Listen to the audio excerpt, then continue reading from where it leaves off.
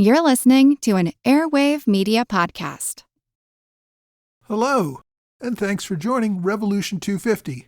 This is where we remember events that took place 250 years ago this week.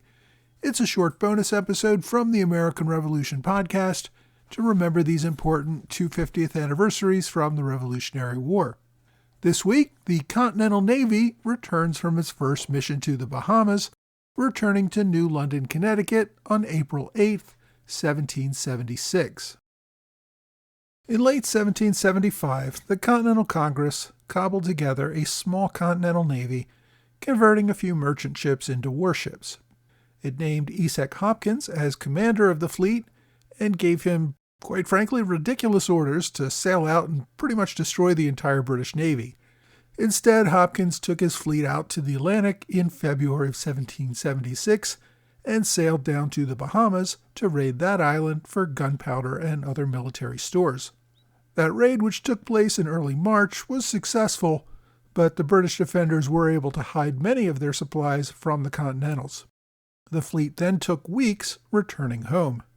When they got back to the American coast, they began to encounter British warships. On April 4th, as the fleet passed the coast of Long Island, New York, they encountered a British Navy ship, the Hawk, a small 6-gun tender ship, which surrendered without a fight. Captain Abraham Whipple aboard the Columbus seized the ship as a prize. This was the first British warship taken by the Continental Navy. Now, the next day, April 5th, they encountered another ship, the Bolton. This one had 8 guns, but they captured it as well. The day after that, April 6th, they sighted a even larger ship, the 20-gun Glasgow, along with a smaller tender ship that was accompanying it. The ships opened fire on each other, leading to a battle that lasted several hours.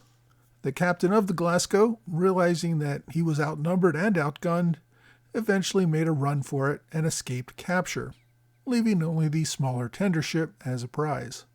The fight with the Glasgow resulted in several casualties among the fleet.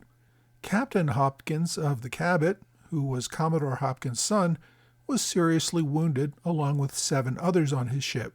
4 men on the Cabot died in that battle. The Cabot, which had been the first ship in the assault, took the brunt of the casualties. The Alfred also saw action, but had its rudder disabled early in the fight. Overall, the fleet suffered 10 killed and 14 wounded, with only 1 killed and 3 wounded on the British Glasgow.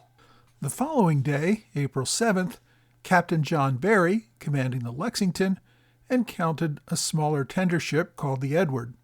That British ship put up a fight, but after more than an hour surrendered, and Barry brought that captured ship back to Philadelphia. The rest of the fleet, under Commodore Hopkins, arrived in New London, Connecticut, the following day, April 8th. After their return, things did not go well for the fleet. The British Navy bottled up the Americans so that they were unable to sail out into the Atlantic again. Sailors went unpaid after Continental Congress claimed they didn't have the money to pay them. Hundreds of them also came back with smallpox. Several ships' captains were court-martialed for allowing the Glasgow to escape. Congress was also generally unhappy with Hopkins because he didn't follow their orders to go out and destroy the British fleet. They held hearings in Philadelphia and ended up censoring the Commodore. Hopkins would never sail out with the fleet again and would resign from the Navy in 1778. I hope you've enjoyed this Revolution 250 moment. For more on the Continental Navy, check out episode 84 at blog.amrevpodcast.com. You can also learn much more about the Revolution by subscribing for free on whatever podcast platform you like. Thanks again for listening to this Revolution 250 moment on the American Revolution podcast.